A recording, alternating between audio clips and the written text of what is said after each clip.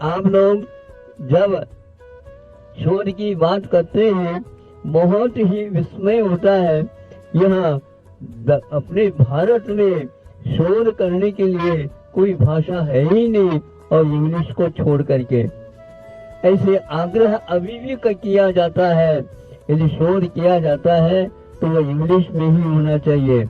ऐसे ऐसे व्यक्ति भी हैं, उनका कहना है शोध अनुभव की बात जब कभी भी हम लिखते हैं अपनी भाषा में जैसे लिख सकते हैं, वैसे विदेशी भाषा में कितनी भी कोशिश करो, पुरुषार्थ करो, लिखा नहीं जाएगा।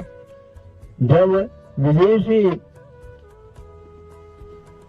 विदेश की एक प्रकार से नीति को लिखना था, एक व्यक्ति को जो बहुत अच्छे विद्वान था उनको खड़ा कर दिया गया और उसको कहा है कि आपको इंग्लिश में विदेश नीति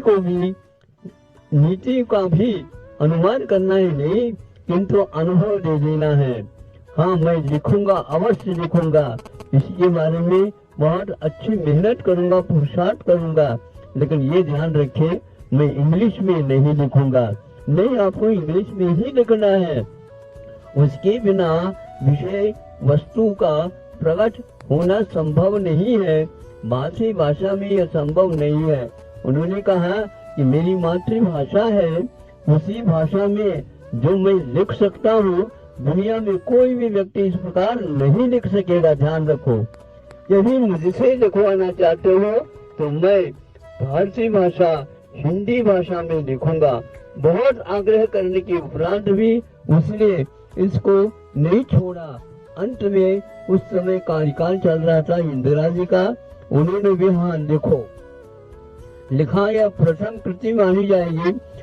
देखा, सब लोगों ने प्रशंसा की और एक प्रकार से उस समय विपक्ष के रूप में अटल जी थे, उन्होंने कहा ये गायब हो जाता है, यह विश्वा विलीन कर हो जाता किसी इस प्रकार यदि नहीं लिखता तो। यह आज विद्यार्थियों को, शोध करने वालों को बताने वाला कोई भी व्यक्ति है नहीं।